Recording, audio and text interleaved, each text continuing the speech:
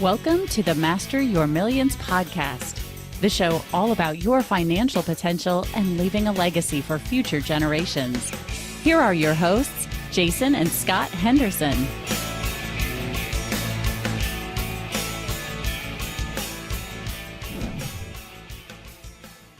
Welcome back, everyone. I am your host, Scott Henderson, and my co-host is Dr. J. We are experienced investors with a huge advantage as we have been able to learn from our family that has well over 100 years of experience in real estate and other alternative investments.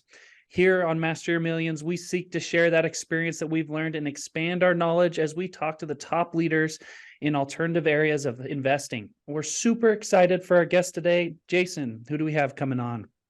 Well, Scott, I'm really excited for the fact that this is probably one of the most well-known guests that we have ever had to date and possibly even going forward. So let me introduce her. Crystal Dwyer Hansen is a best-selling author, sought-after international speaker, researcher, corporate consultant, and entrepreneur. Her expertise is in the field of human potential. Through her years spent as a transformational life coach and a wellness nutrition expert, she has seen people experience profound and lasting transformation in their relationships, career, health, and wellness by tapping into their own inner resources. Having personally guided people from seemingly impossible states of depression, anxiety, and hopelessness to triumph, freedom, and happiness, it is what drives Crystal's conviction that all people have unlimited potential for greatness if they only understand how to access those resources. We are so pleased to have you, Crystal. And I understand that you have someone with you that maybe some of our listeners have heard of, and that is Mark Victor Hansen. He is a well-known American motivational speaker. I'm not sure we even need to introduce him. He's best known for co-creating the Chicken Soup for the Soul series of books, which has sold over 500 million copies worldwide. With over 300 books to his name. That might even be more than that now, because I know he is a prolific author and is co-authors books with lots of different people. In fact, some of our listeners will remember Devin Woolwind, who co-authored a book with Mark. So he continues to inspire and motivate people around the world through his writing and speaking engagements. So welcome to the both of you. Thank you, Jason. We're so happy to be here with both you and Scott. So excited about today. And now what we've done is we've written a book called Ask, The Bridge from Your Dreams to Your Destiny. And we teach three simple things: ask yourself, ask others, and ask God. And then, because we only do books that are original, unique, and inevitably going to be well read, is that Crystal wrote the foreword to this. It's becoming a movie now called The Fable of Michaela, which is set in 1544.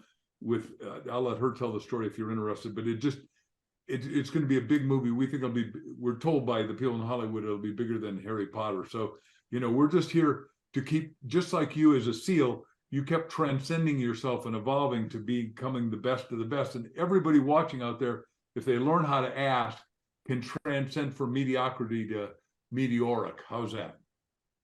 Beautiful. I love it. So when you say they learn how to ask, is there a special formula? What do you actually mean by that, for the fact that children know how to ask? Why? Right. 2 or 3 year olds, they ask all the time. Trust me, Scott has went through that phase. He still does. Anyway, go on.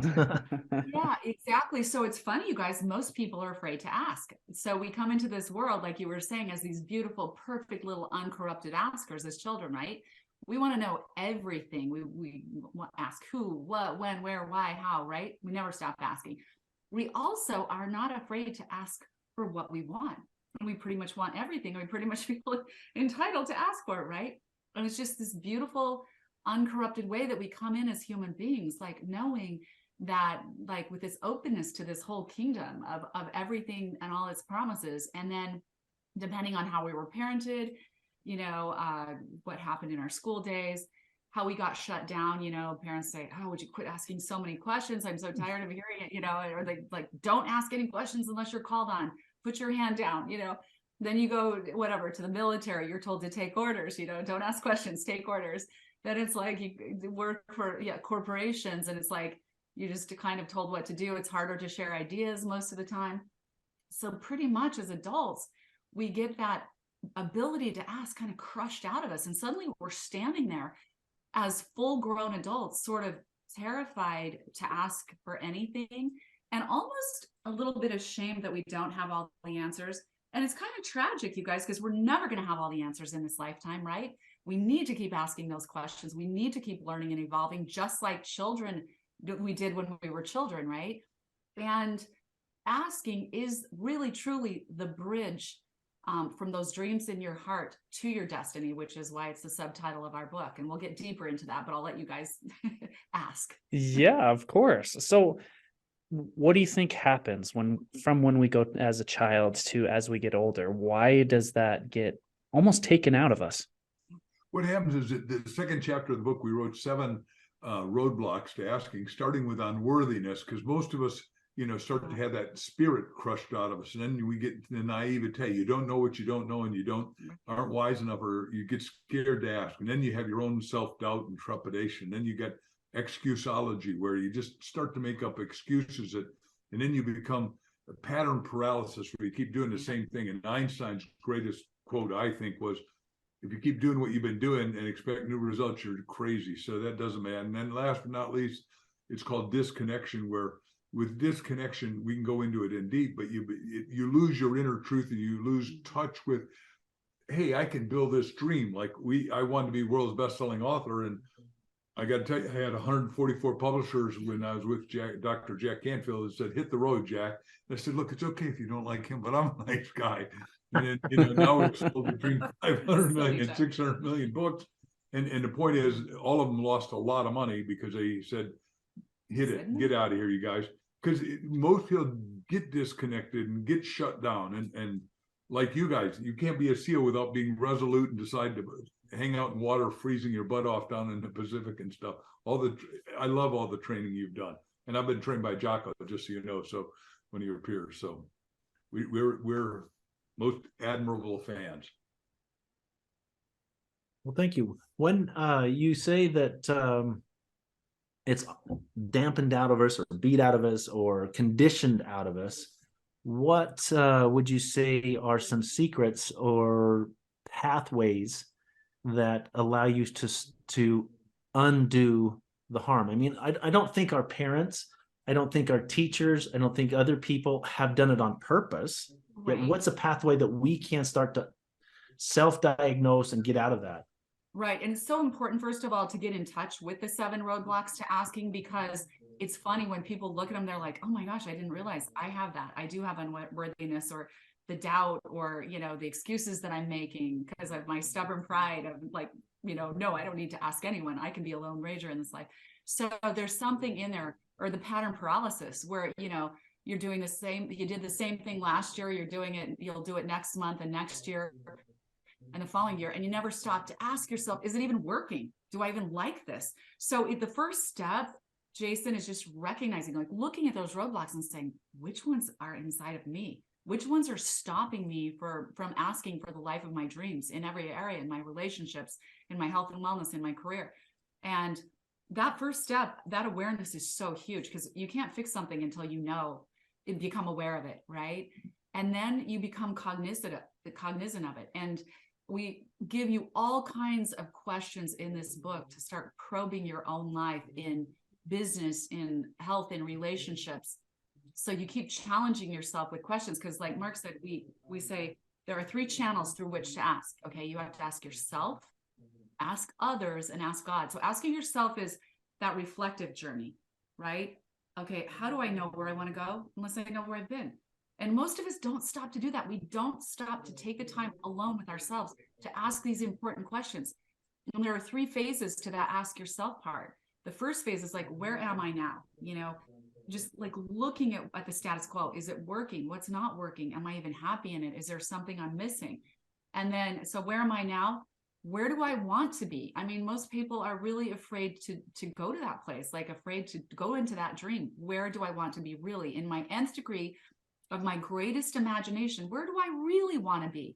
And we say, go into that quiet space on the stage of your imagination, and imagine what you really want. and start asking those questions backwards. Like, in my perfect state of my greatest career, who are my clients? What's that list of my perfect clients? What are we talking about? What is it that they like so much about what I'm offering them? How are we connecting? And you start asking these questions and the answers start to flow in, because the minute you start to ask yourself questions, a different part of your brain lights up. Literally, your brain goes to work for you in a different way. And it's the part of your brain that does critical thinking. So new solutions, new ideas will start flooding into you. And you have to write those down. And then the third phase of that ask yourself part is, how can I take action around that? So where am I now? Where do I want to be? And what are the specific action steps that I need to take to make those things happen? Because you will start to get answers, and we live in this physical world. So, when you think of that person or you get that plan or idea, it suddenly comes to you. You have got to sit down and write it. It is an answer from God, from God's perfectly orchestrated universe answering you. And it's biblical. I mean, Jesus said, ask and you'll receive, seek and you'll find, knock and the door will be open. That is not a joke, you guys. We are the only animal that was given imagination, because we're created in the Creator's image, right? So we can literally imagine every single thing we want into existence. It starts in our imagination. No other animal does that. In fact, every single great thing that's ever been done or invented in this world, or every breakthrough has started in someone's imagination, someone just like you. So it's pretty remarkable, this power of asking and then receiving. I love that. I want to, Scott, sorry, real quick. I know Scott has another question. Sure. You said that it started in someone's imagination, and at one point, every breakthrough, everything at one point has been considered impossible. Right. There's been many people that have said, that's impossible, that's impossible, that's impossible. Sorry, go ahead, Scott. Well, just continuing with that thought, can you tell us how this book came? If it started from imagination, tell us what experiences that you guys had that started this whole process to coming out with the new book. Yeah. So, we've been more blessed than anybody, being world's best-selling author, and she's a superstar model and everything else, and #1 realtor. We travel around the country, 80 countries, 7 million people. And we meet great people, wonderful people, talented people, educated people, but they never cut the mustard. Now, why didn't they cut the mustard? Because they didn't ask themselves deep enough questions. And so what we're saying is, look, and we've got phenomenal success and it's been #1, but you don't get one book, get two, and buddy up with somebody in our book, Ask. You can't miss the title under Crystal and Mark Victor Hansen. But when you go to Ask, you go through the 178 questions in here, and what she said is correct. It's illuminating, it's revelatory, because most people live below their privilege. They've never asked, what is my divine, unique talent? And the subtitle of the book, as she said, is Your Dreams, the Bridge from Your Dreams, Your Destiny. We think God coded each and every person listening and watching with a God destiny. Now, how do you know that? Well, we watch all the YouTube videos on ours. Of course, we got great ones and we love them and all the other people, but the ones on near-death experience, everybody that died, 20,000 people and come back, God said the same thing. Hey, your mission's not done, madam or mister, and you got to go back and finish your job. And they all come back more enlightened. But we're saying, hey, look, don't die to find out what you're supposed to do. Just probe your deeper, innermost, highermost subconscious mind. Because we say, look, you got a physical body, you got a mental body, a brain body, which school does, a mind body, which, like she says, has intuition and imagination. But then you go to the God new sphere, the full consciousness, by asking, and that's the only way to get there. And then there's one other part that she said, ask and receive. You've got to be in a receptive mode after you ask to really receive it. Most people have never been taught how to receive their good. Little kids ask innumerable questions, like Jason correctly said, and we got 6 grandkids now that are in that position, and we love every one of them, and they're great askers, and we nurture that rather than shut it down. Back to Jason's way early question. So help me understand. Okay, I'm going to be personal with you. Sometimes I'm thinking, okay, I want to get this book. I want to go through this journey, asking myself these questions. I can already feel myself saying, "You're not good enough for that.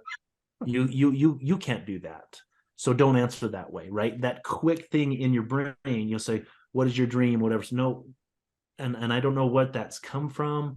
I've been thinking about that recently. Maybe it's for the fact that I'm youngest of 9 kids and no one ever asked me what I wanted to do. I always just went with everybody else, right? Just come along, Jason. You're the little guy, huh?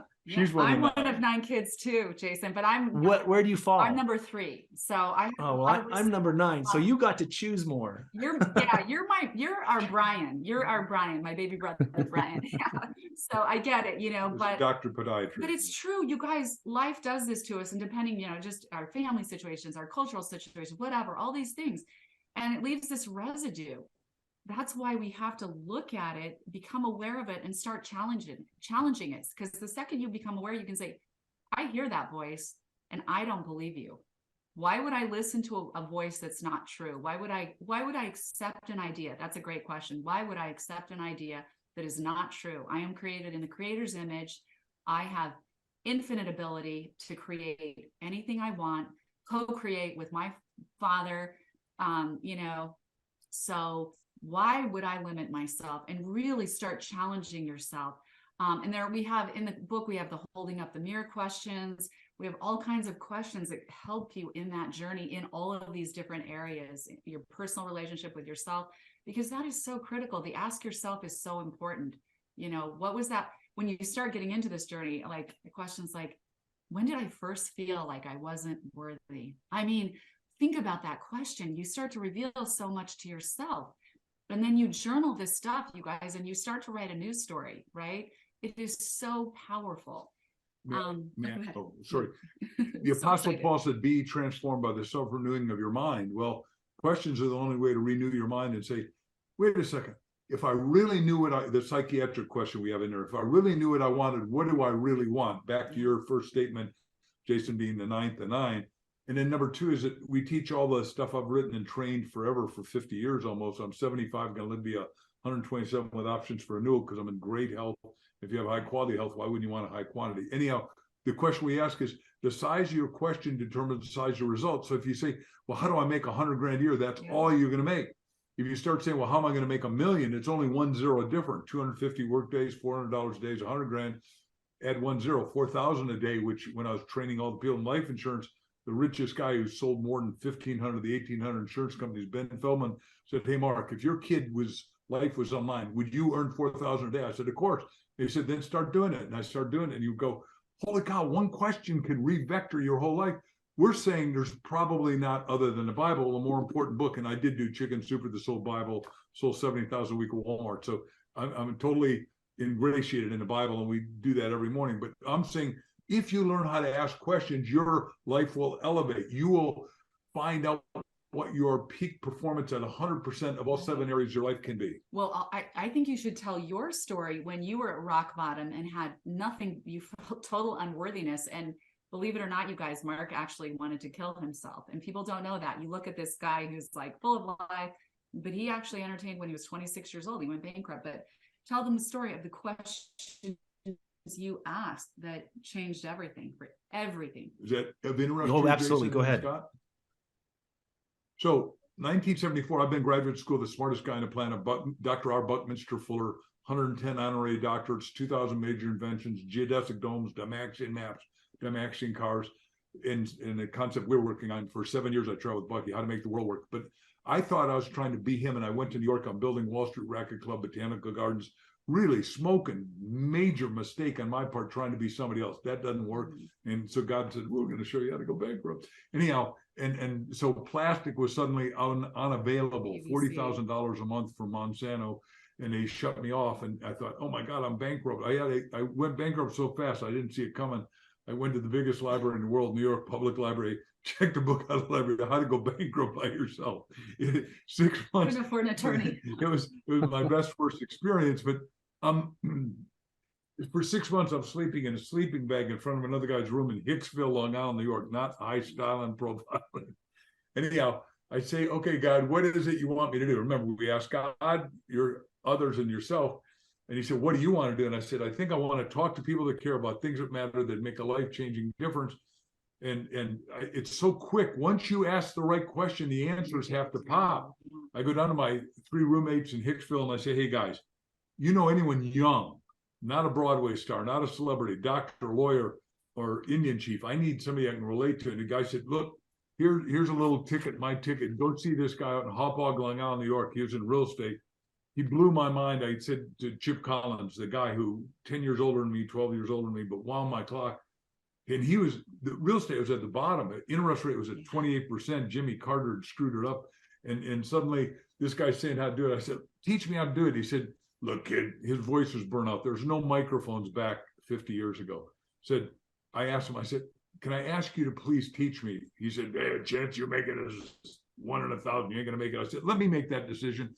Just tell me what to do. Long story short, he told me to do not stay out of real estate because he owned 5 boroughs of New York.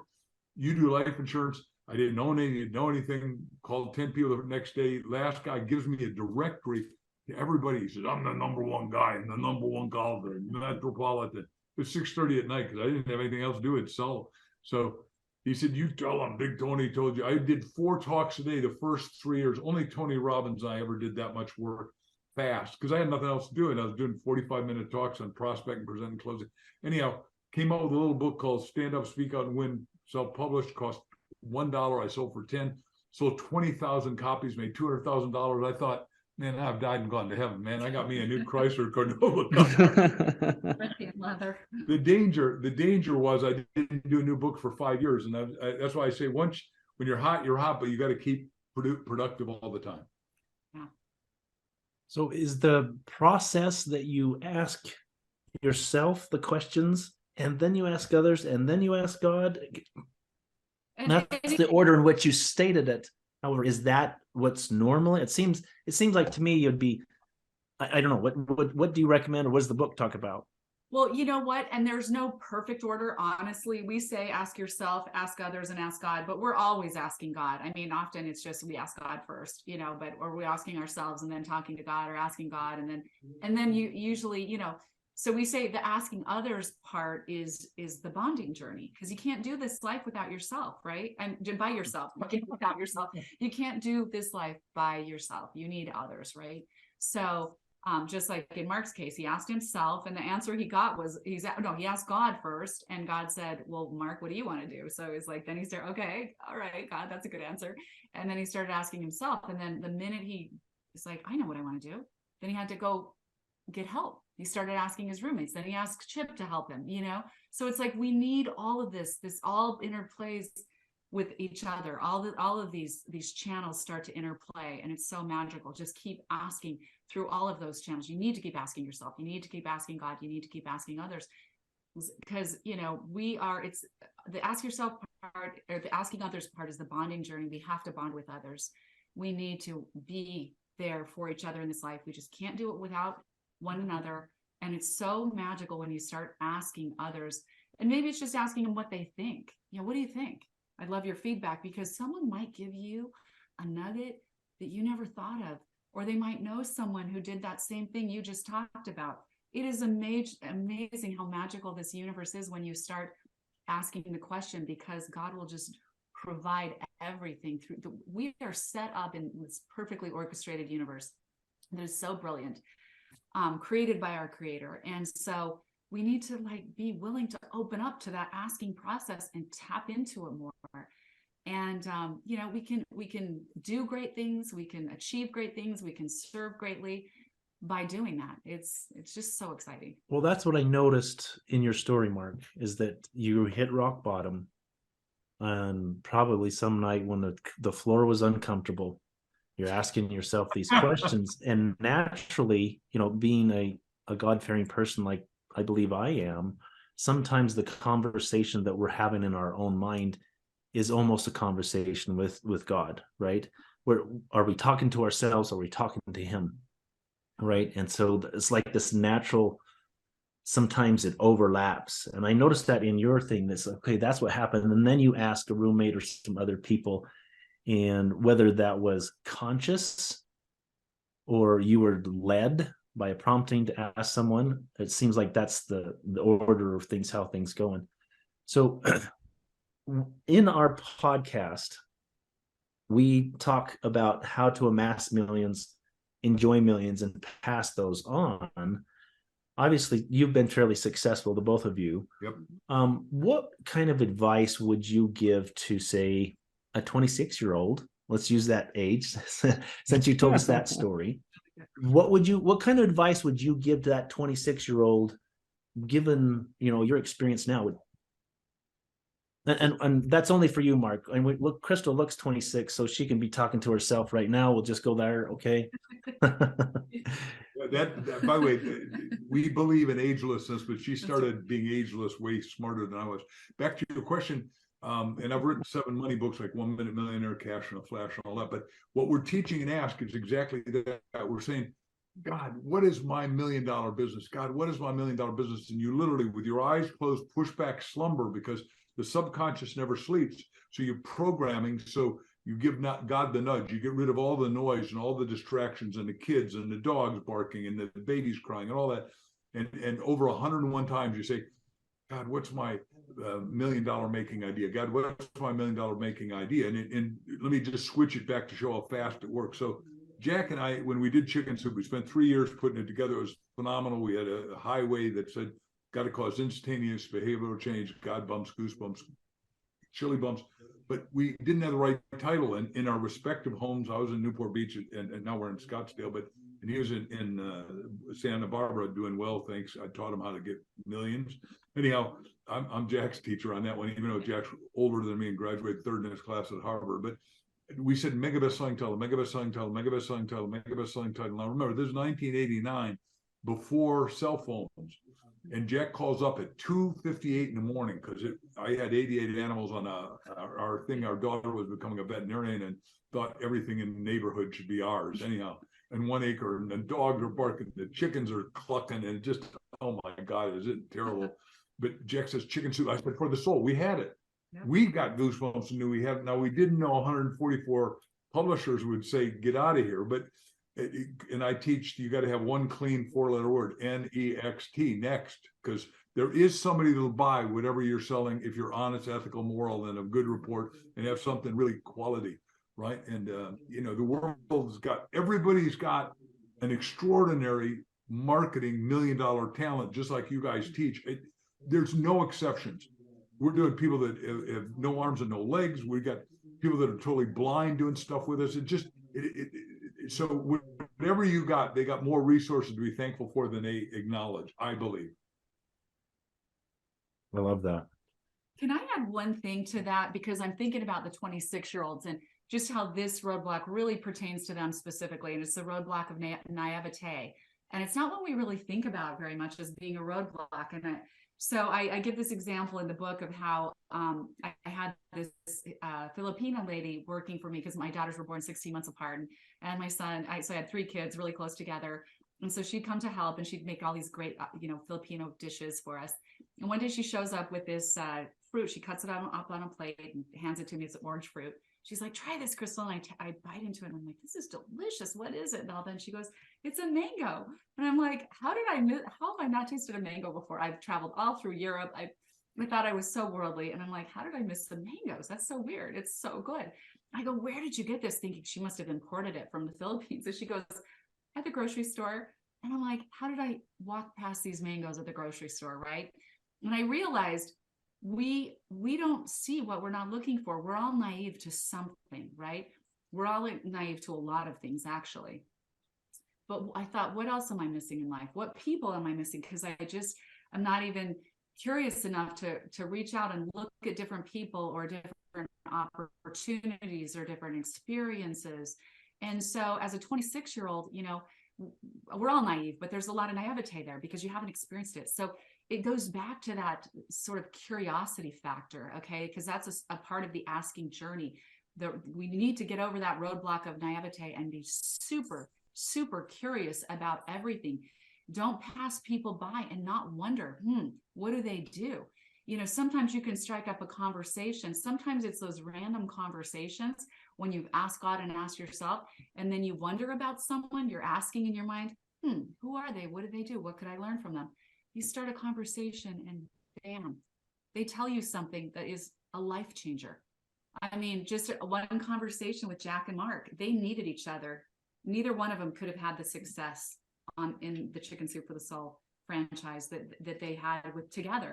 So it's so important to get over that naivete roadblock and think, oh, I already kind of know everything. I'm so smart. You know, we're all naive. And so really like rekindle that curiosity, wonder, inquire about everything, ask about everything. Cool. Really love that. So we've talked quite a bit about your book, but give us a quick snapshot. What's coming in the next 5 years with this book and with other projects that you have in the works? I'll do the preface. So Okay. the front of the book is different than anybody else because Crystal has these prophetic dreams, and she started writing them, and they're going to be in 4 parts. I said, squish it together. We're going to put it as a prologue in this book. It's called The Fable of Michaela. It happens in 1544. It is, I'm going to let her explain it, but Hollywood calls and says, oh, there's got to be it. And then we get the top agent. He'd been in William Morris, now he's independent. And he calls up and said, look, the people that want to buy you are 10 minutes from your house. I said, I don't think so. We're pretty famous here. And you know, as world's best-selling author and a top model, this is not probable that we wouldn't know the biggest movie producing company here in Arizona. Well, it turns out it was 10 minutes from our house. They've done all kinds of movies, but God's Not Dead, and they've done a lot of stuff with Kevin Sorbo, Mr. Hercules, who's our friend. And so we go over there and they want it, but tell them about The Fable of Michaela, what's going to happen. So it's unreal, guys, because when I sat down to write this fable, I decided to write it about a girl, and I thought I'd kind of pass it. Mark and I passed the whole writing back and forth a lot. We both wrote this book, but I started writing the fable, and I asked God, I was like, just talk through me. How should I write this so that it really matters to people? And I got the idea to put my dreams. I have these supernatural dreams in this girl named Michaela's life who lives in the time of kings and queens. So it starts off where she's lost everything. So both her parents died, one after the other. She's basically been, she's an indentured servant at a stone quarry. They took her home away for the medical bills, and she's sleeping in a grove of trees. And she falls asleep one night, and this being comes to her in the middle of the night and says, Michaela, come with me. And the minute she says, okay, she's just like lifted up, and they go on this journey, and he takes her to this beautiful asking bridge and basically says, every decision you make in your life matters and will take you to a different destination. The key is to ask and never stop asking. And so she wakes up and she knows something amazing and transformational has happened to her.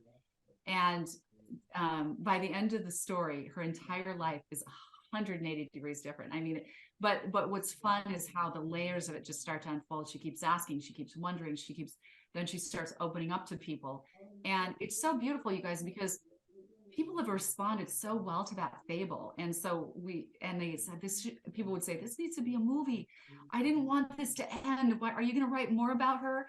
And so it was funny that these guys came to us and said, we want to make this into a movie. It should be a movie. And yeah. And so we've already got the offer in writing, and we're just in negotiations, and we have another investor that wants to come in. So such a blessing, but it wasn't long enough. They said, well, it's only 40 pages. Can you write more? So I expanded it into a 135-page novel. And then from there, one of our producers, who's the partner in it, who found the company to make it into a movie, he basically gave me a day coaching on how to do screenwriting, because it's a different type of writing. So I turned about a third of the novel into a screenplay, a 140-page screenplay. And they love it. They've loved all the different iterations. So it's like, it just keeps going and keeps going.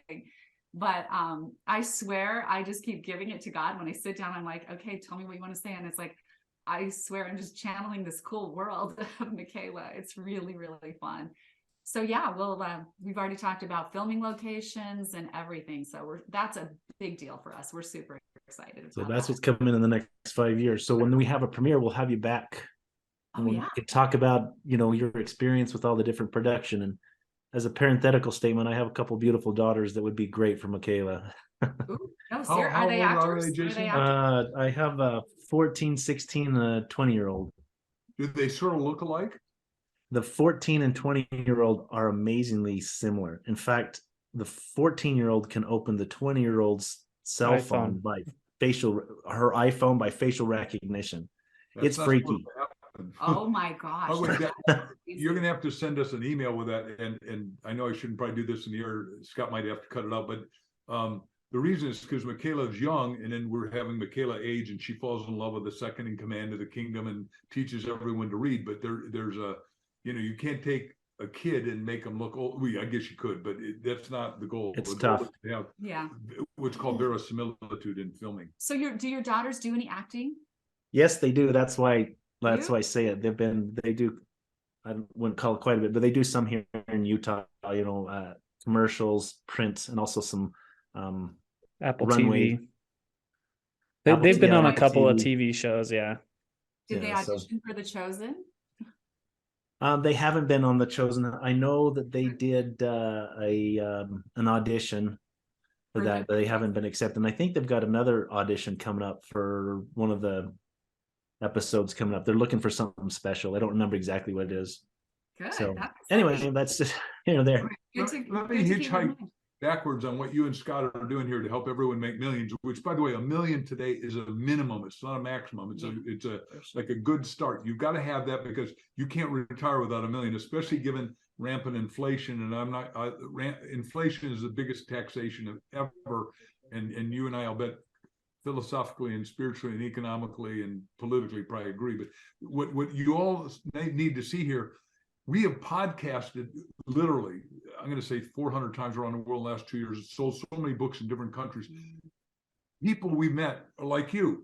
You would not be known to me. It didn't matter how great a SEAL you are, how great an author I am, except that this podcast exists. There's a new neural network. In the old days, Chardon called it a new sphere, but for the first time we're connecting, and the connection is going to get higher, bigger, and better thanks to my heroes, Elon Musk. I've done all the podcasts on all the YouTube videos on why he's the first trillionaire, and it's energying out. But ladies and gentlemen, if you want to make millions, you've got to get on podcasts. You don't necessarily have to have one, but there's 2 million in America today, and I have no reason to sell, except you just saw what happened here. We may end up befriending each other at newer, better levels. Potentially, yes. Well, it's been awesome getting to know the two of you, and maybe in the future we can have each one of you come in as individual guests and talk further. So we want to put a way to get a hold of you or your service, whether it's your coaching. Obviously, we want to put a link to your book. With the best place, we'll get and we'll put it in the show notes, whether that's at Amazon or some other place. The best place for people to get that. How else would you say to our listeners is the best way to benefit from your talents? Yeah, so definitely, the book's on Amazon, so you can get the book on Amazon. But we also have a free webinar. If you go to thebookask.com, so it's thebookask.com. And then we have a deeper masterclass if anyone's interested in that after the free webinar. But even the free webinar is great just to participate in. Go to our YouTubes. We're putting a lot of cool stuff on YouTube now. It's Crystal Dwyer Hansen on YouTube, and then of course Mark Victor Hansen. So we're really trying to just edify people a lot by giving some really great free content and just like lifting people up and having them, give them new ideas to think about there. And just, follow us on Facebook, because we have other things coming up. Same thing, Crystal Dwyer Hansen, Mark Victor Hansen. So we just love to stay in touch, because that's how we can keep feeding each other, keep, knowing each other, hearing from you guys, and, staying closer. I mean, that's what makes the world great, is staying connected. Great. Love it. Awesome. Any final thoughts, Jason? No, they have spoken very well and eloquently, and it's been, we talk a lot about inspiring things and truth. I think this particular episode has really taken it to a higher level. So thank you again, Crystal and Mark, for being guests. Thank you. Yes. What we're teaching on that podcast is how to become a master asker, because when you ask, you elevate. When you don't ask, you vegetate or go down, right? You're either ascending or descending. There's no in between it. And, we believe if you're don't retire, for the people that are senior to you guys, but put on new tires and go in a new, bigger, better, healthier direction. And right now, we need to bring 110 million people over 55 back into the workforce to inspire everyone else to go back to work. And I know that sounds, well, I spent my life trying to retire. Well, if you retire from something enough and you expire, and then they go down to Jamaica, where Scott's going on a trip here, And it just, it's just not it. That's Well, a vacation. Well, thank you again, guys. Thank you. Again, remember, to all our listeners, we will put ways to connect to both of these wonderful guests in the show notes down below. If you'd like to connect with Jason or I, make sure to hit us up on Facebook, Instagram, Twitter, or shoot us an email. All the links, again, are in the show notes below. And if you like the show today, don't forget to hit that subscribe button. Last, remember, mastering your millions all starts with your mind and your team. Make sure they are the best. Catch you next time. Thanks for listening to Master Your Millions with Jason and Scott Henderson. Check the show notes for any links or contact information about today's guest. Make sure to follow the show so you don't miss any future episodes.